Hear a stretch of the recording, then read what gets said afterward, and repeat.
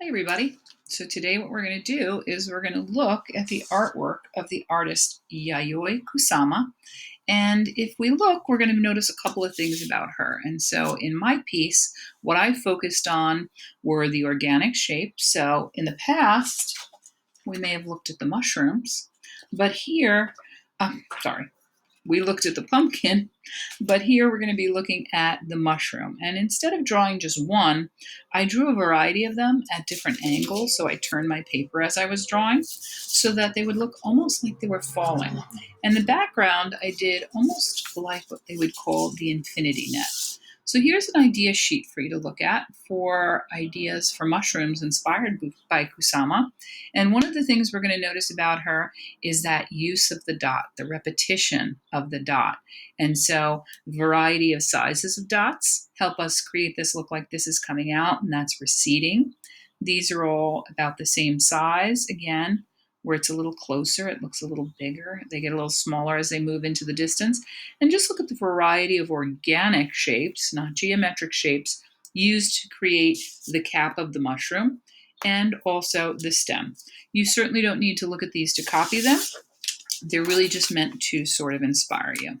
So in getting started, I'm going to use that sort of upside down U shape to begin. And you notice it's not exactly the same.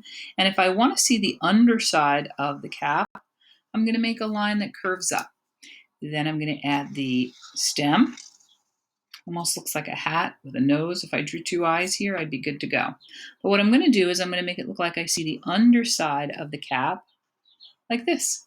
And so I have my first mushroom. And you could make them longer. You could make them frillier. You could make it look like you don't see the underside. That almost looks like an ice cream cone too.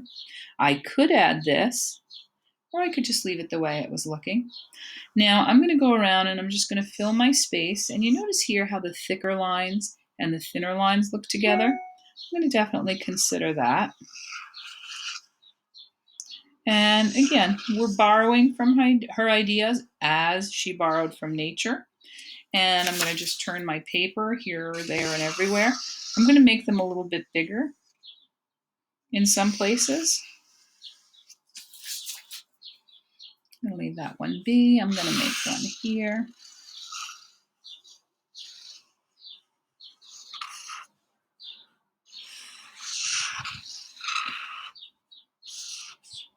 And again, variety of sizes. I'll put another one here. This one's going to be a little bit more.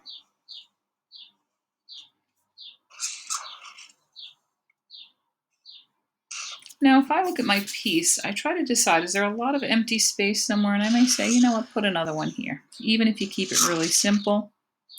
Boop, boop. Maybe one here. Maybe I'll draw it upside down like this. That one I kept very simple. So now I have a good balance of them on my page.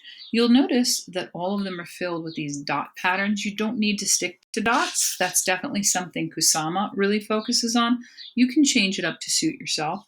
You can borrow your own ideas. Maybe you want it to look like a little more realistic under the cap. So maybe you're going to go with lines. I like to actually move on to my background first and come back to the patterning later.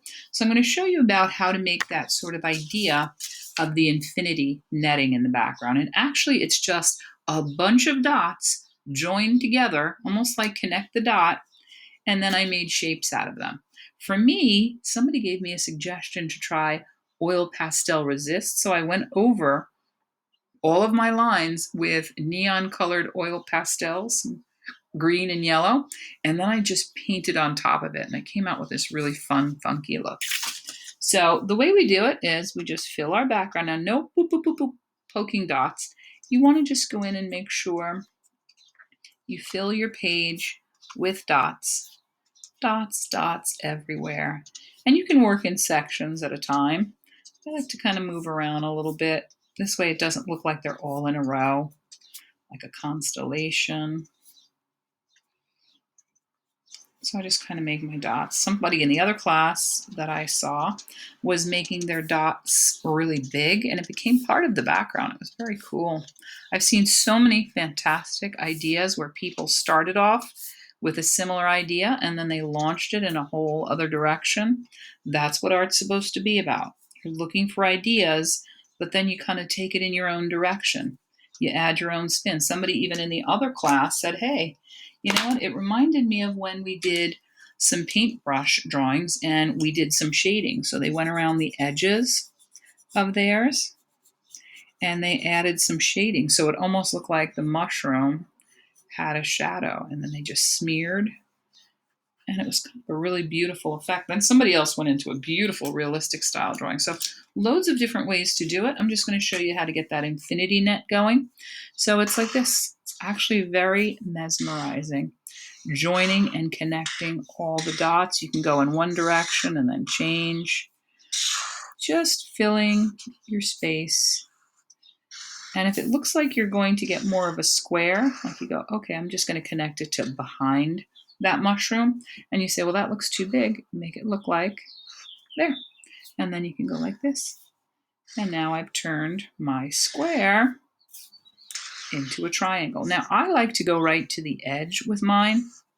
I don't like to leave it like sort of unfinished, but somebody did it in the other class. It was kind of cool. It looked a little bit like a crystal almost. But the thing about doing it this way is it almost has this feeling of going forward, falling into the distance like an optical illusion. And that's basically how we do it. So if it looks like it's behind, and you go, well, I'm going to divide that up too, into two triangles instead of one. It's a great, great effect here. Like that, over, over. You could do this for hours. One person, he did his dots and then they got so tight together. It was like he was hypnotized. He was just going for really tiny areas of boxes and triangles. And it was all pretty awesome. I can't wait to see his finished piece. And so I would just keep going on and on until my background was complete, like this. And what's going to happen is that's going to make it look like the background recedes and the mushrooms come forward just by adding that layered pattern. The shadowing will definitely help with that. And then when we start doing the patterns, you can definitely color your mushrooms in. I left them black and white so far because I haven't decided, am I going to color them in? Up to you. You may say there's so much going on, I want to leave it flat. Somebody also mentioned that they knew about this mushroom festival, and they said, oh yeah, you could make your mushroom look like it's glowing by outlining it. So I'm thinking on this one, I may try outlining it with this glowing yellow color. You could do that with either a highlighter or like I did with the oil pastel. And then I'm going to finish up with my infinity netting. So this should be a lot of fun. You should enjoy it. And again, add your own creative spin. You certainly don't need to go in the same direction I did. Take a look at the slideshow and enjoy.